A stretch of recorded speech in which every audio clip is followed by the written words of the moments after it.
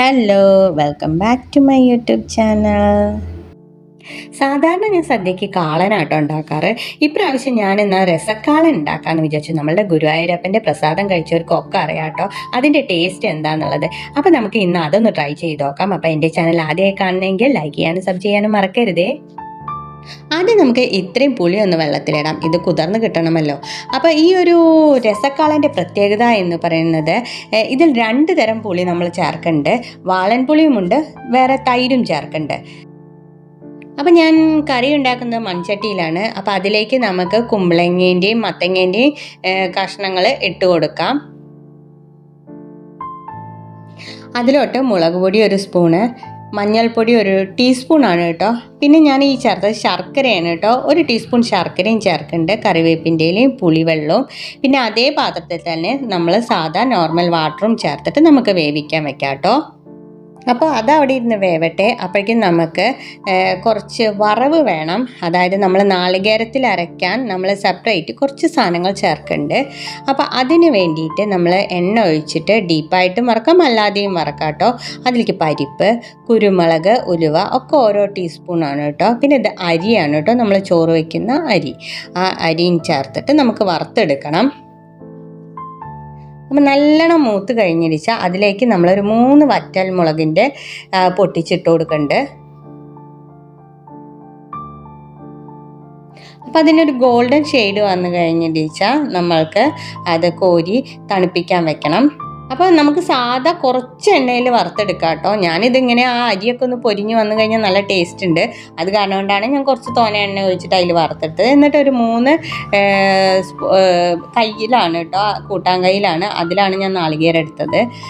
അത് ടേബിൾ സ്പൂണിനെക്കാട്ടിയും കുറച്ചും കൂടി വലുതാണ്. അതിലെടുത്തിട്ട് അതിൽ നമ്മൾ ഈ ഒരു വറവും കൂടിയിട്ട് നന്നായി പേസ്റ്റാക്കി അരച്ചെടുക്കണം. അപ്പോഴേക്കും നമ്മളുടെ കഷ്ണമൊക്കെ അതാ വെന്ത്, ഞാൻ വെള്ളം മുഴുവൻ വറ്റിക്കണില്ല കേട്ടോ.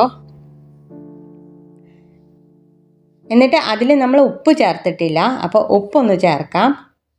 എന്നിട്ട് ആ ഉപ്പ് ആ കഷ്ണത്തിലൊന്ന് പിടിക്കണ വരെ തിളക്കട്ടെ.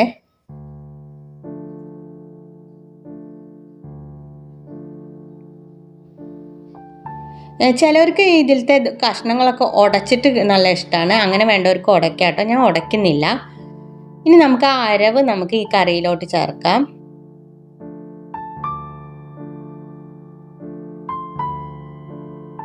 എന്നിട്ട് നന്നായി ഇളക്കി കൊടുക്കുക.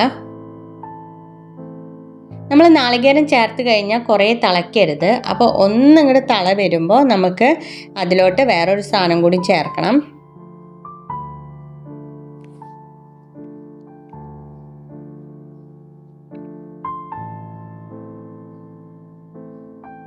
അപ്പോൾ അതാ നമ്മളുടെ കറി ഇങ്ങനെ തള വന്നുകൊണ്ടിരിക്കുന്നുണ്ട്. ഇനി ഒന്നുകൂടി ഇളക്കിയിട്ട് നമുക്ക് ഒന്ന് കുറുകിയ പോലെ ആയില്ലേ. ഇനി നമുക്ക് നമ്മളുടെ മെയിനായിട്ടുള്ള സംഭവമാണ് തൈരാണ് കേട്ടോ. ഈ തൈര് ഞാൻ നല്ല പുളി ഉണ്ടെങ്കിലും രസമാണ്. ആവശ്യത്തിന് പുളി വേണ്ടവർക്ക് അങ്ങനെ ആക്കിയിട്ടും ചേർക്കാം. ശരിക്കും നല്ല പുളി വേണം. അതും കൂടി ചേർത്തിട്ട് നമുക്ക് ഇളക്കാം.